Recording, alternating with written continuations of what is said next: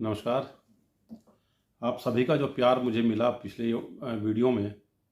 जो मैं पीछे पोस्ट करता रहा हूँ, उस सब के लिए आपका बहुत बहुत धन्यवाद करता हूँ और उम्मीद करता हूँ वो प्यार लगातार बना रहेगा, बल्कि उससे ज़्यादा मुझे आपका प्यार मिलेगा। और जो भी कमियां हैं, जो भी कुछ मैं गलतियां करता हूँ, उसमें आप एक कमेंट मुझे ज़रूर चाहिए। जो अच्छी बात है उस पर आप लिखें या ना लिखें, लेकिन जो कमियाँ हैं उस पर आप मुझे ज़रूर मुझे चेताने का काम करें कमेंट बॉक्स में अपनी सुझाव लिख करके। आज मैं जो कहने जा रहा हूँ उसमें मोदी और मीडिया से संबंधित जो वर्तमान में इशू चल रहे हैं उसको लेकर के अब चर्चा करेंगे। और चर्चा के साथ साथ ये कुछ चीज़ें ऐसी भी हैं जो मैं जिसमें बड़ा असमंजस की स्थिति में हूँ कि वास्तव में सब कुछ आरएसएस और मोदी की प्री प्लान से है, या मोदी आज अलग चल रहे हैं, आरएसएस अलग है। और जो अंतर्राष्ट्रीय स्तर पर स्थिति बन रही है, क्या वो एक जो जिद की वजह से है, मोदी और की जिद हो या अडानी का उसमें प्रेशर हो, क्या उसी वजह से है? उस पर आज एक चर्चा करेंगे। लेकिन मेरा निवेदन है कि वीडियो को अंत तक जरूर देखें, पूरा देखें। और पूरा देखने के साथ साथ सब्सक्राइब भी कर दीजिए, अगर अच्छा लगे तो शेयर भी कर दीजिए। लाइक तो आप कर ही देंगे, उसका मैं धन्यवाद आपसे पहले ही कर देता हूँ। तो आज मैं जो बात शुरू करने जा रहा हूँ उसमें मुख्य ये है कि जो मोदी और मीडिया है, इन दोनों ने देश को एक बर्बादी की राह पर भेज दिया है। तो समस्या इस बात की है कि ये बात सब लोग समझ रहे हैं, लेकिन क्या मोदी और मीडिया दोनों नहीं समझ पा रहे हैं? और नहीं समझ रहे हैं तो किस प्रकार से वो अपनी जिद में हैं, या एक उनका कोई ऐसा घालमेल बन गया है कि जो उनकी तरफ से देश बर्बाद हो जाए, लेकिन उनको अपनी उस जिद पर, अपनी जो उनका नीति है, जो उनका तरीका है, उस पर वो टिके रहेंगे। तो मैं सबसे पहले अगर ये कहें कि भाई आज की तारीख में जो मोदी जी का मजाक, बल्कि भारत का मजाक नहीं उसको मानेंगे, मोदी जी का ही मजाक जो दुनिया में बन रहा है या उनको जिस प्रकार से नज़रअंदाज किया जा रहा है, और उसका सबसे बड़ा उदाहरण है कि जो पिछले दिनों बहुत सारे सांसदों को विदेश भेजा प्रतिनिधिमंडल बना करके, उससे ये बात तय हो गई कि जब मोदी जी पिछले 11 साल से 10 साल से घूम रहे हैं दुनिया में, लेकिन उनकी बात को समझने वाला कोई व्यक्ति नहीं है। और हमने भी जो देखा है वो उसमें उससे महत्वपूर्ण हमने कोई ऐसा उनका जो पिछले 10 सालों के अंदर जो प्रतिनिधिमंडल जाता है, उसमें कोई भी ऐसा क्षण हमने नहीं देखा है, कोई भी ऐसा वीडियो क्लिपिंग या कोई ऐसा महत्वपूर्ण चीज़ें ऐसी नहीं देखी हैं जो समझ में आया कि गंभीर राजनेता के साथ होनी चाहिए। वो बात अलग है कि दुनिया में जाकर के मोदी मोदी के नारों के साथ कुछ भीड़ वहाँ पे हमें अक्सर दिखाई जाती है, कुछ नेताओं के साथ कुछ फोटो शूट नज़र आते हैं, कुछ डील नज़र आती हैं, लेकिन डील के पीछे कुछ चीज़ें छुपी नज़र आती हैं कि वो डील कोई कभी अंबानी के साथ और कभी अडानी के साथ होती हैं, उसमें देश के लोग कहीं इन्वॉल्व नहीं होते हैं। अभी मुझे पता नहीं प्रतिनिधिमंडल साथ में जाता नहीं जाता है, लेकिन पुराने प्रधानमंत्रियों के साथ पत्रकारों का एक प्रतिनिधिमंडल जाया करता था, उसको सारी चीज़ें ब्रीफिंग होती थी, जिससे पारदर्शिता होती थी, ट्रांसपेरेंसी होती थी कि हमारे प्रधानमंत्री वास्तव में गए किसके लिए हैं, किस लिए गए हैं, किसके साथ गए हैं, किसके साथ वो रह करके उन्होंने बिजनेस की बात की है, कौन सा बिजनेस वो वहाँ पे सेट करके आए हैं, किस तरह की उन्होंने डील की हैं, किस तरह के उन्होंने अनुबंध किए हैं, और विदेश नीति पे उनका क्या रुख रहा है, दूसरे देश के लोगों ने हमें क्या किस तरह का वेटेज दिया है। उन सब चीज़ों को मीडिया नोटिस करता था, अपनी आंखों से वो जनता के सामने रखता था। लेकिन जैसा शायद मैं समझता हूँ कि आज की तारीख में अब हो सकता है कि कुछ मीडिया को इस तरह से, क्योंकि अब तो उनका गोदी मीडिया जिसको बोलते हैं वो हो ही गया है, तो उसको लेके जाते होंगे तो भी वो उतनी ही बातें बोलता होगा कि जितनी बातें वहाँ से पीछे से आती हैं, और उन्हीं को चलाने का अनुमति भी है।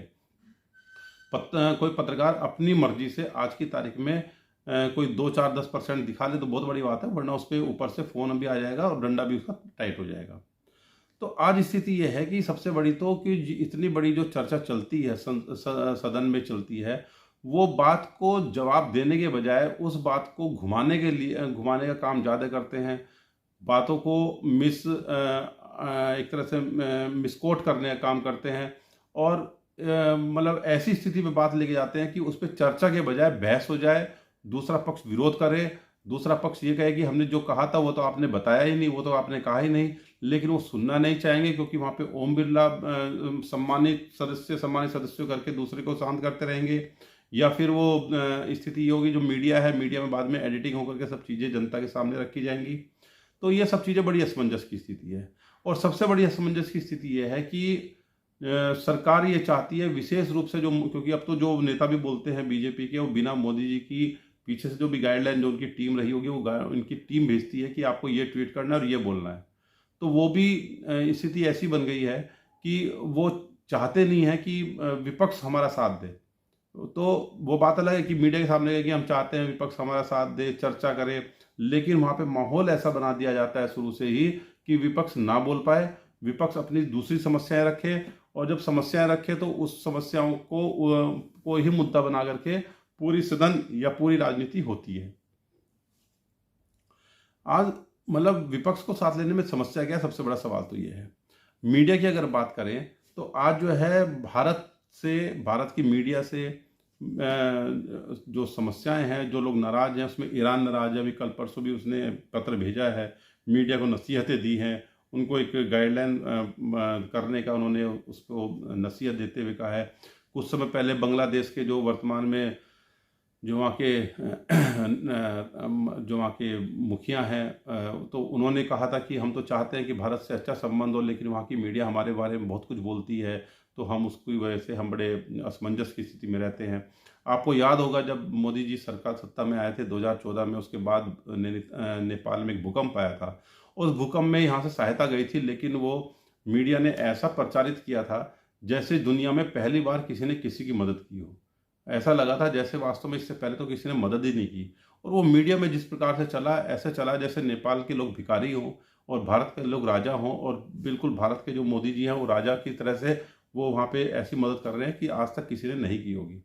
उसके बाद नेपाल नाराज हुआ यहाँ की मीडिया से। तो बहुत सारी चीज़ें ऐसी हुई कि जिसमें मतलब और भी कुछ देश है नाराज हुए, जो यहाँ की मीडिया से नाराज हुए हैं, यहाँ की मीडिया की कवरेज से नाराज हुए, नेता नाराज हुए हैं। तो वो सब चीज़ें चल रही है, लेकिन समस्या ये है कि मोदी और मोदी की टीम पर, जो इनकी टीम है, उनको कोई फर्क नहीं पड़ता है कि उससे हमारे रिश्ते कितने खराब हों, कोई कैसे खराब हो, कुछ नहीं समझ में आता है। क्योंकि जो मोदी जी हैं वो आज की तारीख में जिस समस्याओं से झूल रहे हैं, उस समस्याओं में स्थिति ये है कि वो रूस, चीन, अमेरिका, ईरान, इजराइल, तुर्की, बांग्लादेश, इंग्लैंड और भी कुछ और देश हैं जिनके बीच में वो झूल रहे हैं। और झूल करके स्थिति उनकी ऐसी है कि ना तो वो ये बोल रहे हैं कि मैं बिल्कुल कंफर्ट जोन में हूँ, ना वो ये किसी को बताने की स्थिति में है कि वो बिल्कुल समस्याओं में घिरे हुए हैं, ना वो इस बात को समझ पा रहे हैं कि मुझे अंदर क्या करना है देश के। वो यहाँ की भी राजनीति को ज़्यादा डिस्टर्ब करने के चक्कर में रहते हैं, बाहर की तो करते ही करते हैं, बाहर की दूसरे की नहीं करते हैं, अपनी स्थिति बड़ी ख़राब करते हैं। तो स्थिति यह है कि ये बात सही है कि भाई जब आप किसी दुनिया में जी रहे हैं तो आपके विरोधी भी होंगे, लेकिन विरोधी का मतलब ये नहीं होता है कि सब आपके विरोध में हो। ऐसा स्थिति अभी आपके सामने बनी जब पाकिस्तान के साथ एक छोटा सा युद्ध वाली स्थिति बनी, तो हमारे साथ कौन था, हमारे साथ कौन खड़ा हुआ? आज समस्या इस बात की है कि जो मोदी जी पिछले 10 सालों में ट्रंप ट्रंप ट्रंप करते रहे, अमेरिका अमेरिका करते रहे, आज स्थिति है वो ट्रंप और वो मोदी, वो ट्रंप और अमेरिका पाकिस्तान के नेताओं को, पाकिस्तान के अधिकारियों को अपने साथ ज़्यादा मजबूती के साथ बैठा रहा है और हमारी मजाक बना रहा है। आज जो ट्रेड डील हुई है पाकिस्तान के साथ, ट्रेड डील हुई, हमारे ऊपर टैरिफ लगा दिया गया, ठीक है ना। वो वही मोदी जी के खास मित्र हैं, और उसके बाद वो मजाक बना रहा है ट्रंप की हम तेल, एक वो जो तेल को वहाँ पे जो स्टोर करेंगे, एक मतलब एक समय आएगा कि भारत क्या पता उस पाकिस्तान से उस तेल को खरीदे। मतलब इस प्रकार की मजाक बना रहे हैं, या स्थिति हमारी ऐसी हो गई है कि हम उस कंडीशन में आ गए हैं कि हमें पाकिस्तान से तेल खरीदना पड़े, और वो ट्रंप सच्चाई बता रहा है। तो ये सब चीज़ें हमें पता होनी चाहिए, लेकिन जो मोदी हैं, जो प्रधानमंत्री हैं, जिनको बोलना चाहिए, जिनको जवाब देना चाहिए, अरे वो इतना ही कह दे भाई मैं नहीं रख पा रहा हूँ, मेरी जगह कोई दूसरा व्यक्ति रखे। लेकिन समस्या इस बात की है कि पिछले 10-11 सालों से जो भी है वो झूठ और उन बातों को छुपाना और बातों को गलत तरीके से प्रेजेंट करना, ये ही सब चल रहा है और कुछ नहीं चल रहा है। तो ये कब तक चलेगा, किस प्रकार से चलेगा, इससे देश की स्थिति कैसी होगी? अब दूसरी बात आती है कि ठीक है, हम तो बड़ी इकोनॉमी है, 5वीं इकोनॉमी है, वैसी स्थिति है, तो भैया अगर 5वीं इकोनॉमी है और देश में कोई समस्या नहीं है, तो फिर आप ही के जो नेता हैं उसमें गडकरी जी हों, चाहे आपके मोहन भागवत हो, क्यों फिर माइक पे आकर के बोल रहे हैं, ओपन होके बोल रहे हैं कि देश में गरीबी बढ़ रही है, और गरीबी बढ़ रही है, ये समानता जो दूरी बढ़ रही है ये ठीक नहीं है, इसका मतलब वो भी उसी बात को बोल रहे हैं जो बहुत बात कांग्रेस बोलती है, जो बात दूसरे लोग बोलते हैं, जो बात न्यूट्रल लोग बोलते हैं, कि वास्तव में समस्या इस बात की है कि देश का व्यक्ति गरीब हो रहा है, देश के पैसे कम हो रहे हैं। ठीक है, हमारे पास पैसा बढ़ रहा है भारत के पास, लेकिन वो पैसा कुछ लिमिटेड लोगों के पास बढ़ रहा है, बाकी लोगों के पास कम हो रहा है। और वही चीज़ को हमारी जो देश की जो नीति है, वो नीति हमारे देश की गरीबी को बढ़ा रही है। इसी बात पर देश के लोग चिंतन कर रहे हैं, चिंता कर रहे हैं, बोल रहे हैं, लेकिन मोदी जी हैं कि वो किसी की सुनने को तैयार नहीं है। अब मैं जो शुरू में मैंने बोला था, मैं यही कभी कभी समझ में नहीं आता है कि क्या मोहन भागवत सिर्फ दिखाने के लिए बोल रहे हैं, या गडकरी सिर्फ दिखाने के बोल रहे हैं, सिर्फ इसलिए कि विपक्ष की बात को हल्का किया जा सके और जनता को ये संतुष्ट किया जा सके कि नहीं, बीजेपी के अंदर भी कुछ लोग हैं जो हमारी चिंता करते हैं, और वो एक ऑप्शन पैदा करते हैं कि मोदी को हटाया जाए तो दूसरे व्यक्ति को ला करके इसलिए बैठाया जाए कि जनता ये सोचे कि हाँ, ये व्यक्ति समझदार था, जैसा पिछले 2014 से पहले हुआ था कि एक ऐसा बूम बना दिया गया कि कांग्रेस के बजाय ये मोदी जी आ जाएंगे तो कुछ नया होगा देश में। इसी प्रकार का एक बूम बनाने का प्रयास, एक लोगों को मिसगाइड करने का प्रयास हो रहा है, या वास्तव में गडकरी जी और मोहन भागवत वगैरह जो लोग हैं ये वास्तव में चिंता कर रहे हैं, और चिंता कर रहे हैं तो फिर मोदी के खिलाफ एक्शन क्यों नहीं? क्योंकि वो उसी पार्टी के लोग हैं, उसी संगठन के लोग हैं जिनके हाथों में उनकी कठपुतली वाली जो डोर होती है वो वाली होती है। तो स्थिति ये है। दूसरी बात ये है कि अगर मान लिया मोदी जी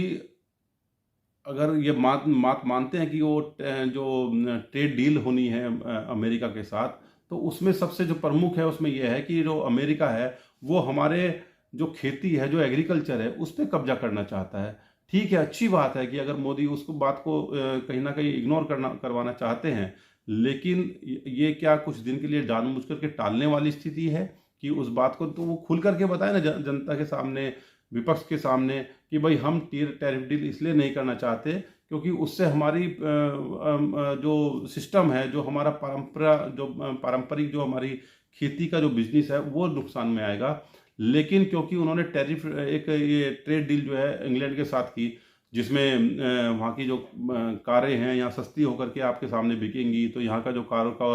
पुराना उद्योग है उसको दिक्कत आएगी। तो ये सब चीज़ें हैं, बल्कि वो भी सिर्फ अमीरों के लिए फ़ायदेमंद होगा जैसा विश्लेषकों का कहना है, क्योंकि महंगी कारें आएंगी, डबल्स के बजाय वो आधे दामों में यहाँ पर मिल पाएंगी, उसके ऊपर टैरिफ नहीं लगेगा, उसके ऊपर टैक्स नहीं लगेगा, बहुत सी चीज़ों में उसकी सुविधाएं मिलेंगी। तो वो सिर्फ अमीरों के लिए हैं क्योंकि वो बहुत महंगी गाड़ियाँ हैं। गरीबों के लिए क्या किया गया है? गरीबों के लिए कुछ नहीं हो पा रहा है, दिक्कत इस बात की है। तो जो आपसे कहने की बात है वो ये है कि आप इस बातों को उठाइए। समस्याएं हैं निश्चित रूप से, और समस्या बहुत बड़ी होती जा रही है कि ये जो खाई है अमीरी और गरीबी की, वो इतनी बढ़ रही है कि उस पर आज की तारीख में चिंता है। लेकिन ये बात आरएसएस को भी समझनी होगी, ये बात आपको भी समझनी होगी, ये बात बीजेपी के नेताओं को भी समझनी होगी कि विपक्ष जो सवाल उठा रहा है वो वास्तव में महत्वपूर्ण है। देश पहले है या पार्टी पहले है, सत्ता पहले है या ये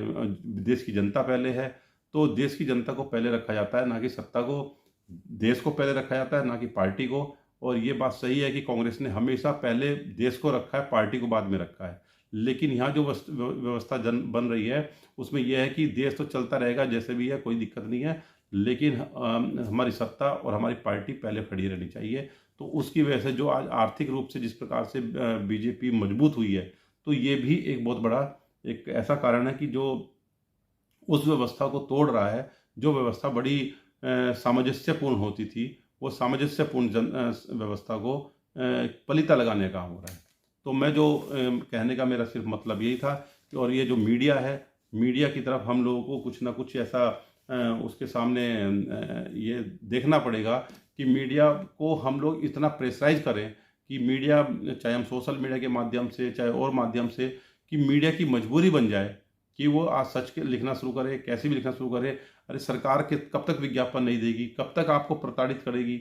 आपके विज्ञापन सबके एक साथ सरकार नहीं रोक सकती, ये भी पक्का है। और स्थिति ये बनी है कि मोदी के सामने जो लोग खड़े हुए हैं, मोदी उनसे घबराए भी हैं। वो बस खुल के खड़े होने की बात है, वो चाहे कुछ भी हो। एक छोटी पत्रकार रोहिणी सिंह, जिसने जय शाह का केस खोला था कि उसने 50,000 से कैसे उसने करोड़ों की कंपनी खड़ी कर दी और कैसे उसने 1600-1800% की उसने वो की। आज तक उस रोहिणी सिंह को फिर दोबारा से प्रताड़ित नहीं कर पाए, जो प्रताड़ित उनके खड़े होने से पहले वो कर पा रहे थे। तो ऐसी बहुत सी चीज़ें हैं, तो ऐसी चीज़ों को सामने लाना बहुत ज़रूरी है कि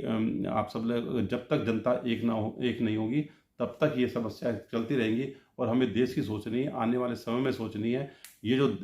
हमारे सामने ये जिस प्रकार से मजाक आज की तारीख में भारत का बनाया जा रहा है, वो देखने वाली बात है। और जो मैंने बात आपको बोली है कि बोल क्यों नहीं रहे हैं, बोलने का रीज़न एक ये होता है कि बोलने से आपकी जो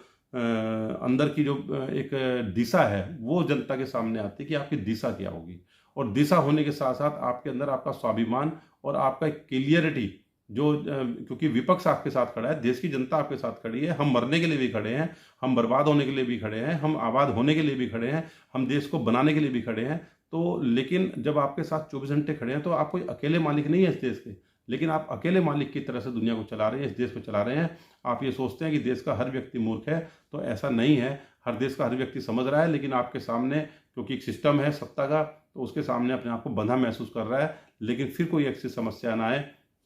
कि देश लंबी किसी जाल में ऐसा फंस जाए जैसा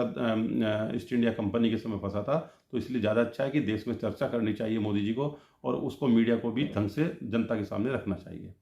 इसी के साथ मैं अपनी बात को समाप्त करता हूँ, और आपके क्या विचार हो मैं कमेंट बॉक्स में जरूर सुनना चाहूँगा। धन्यवाद। जय हिंद, जय भारत।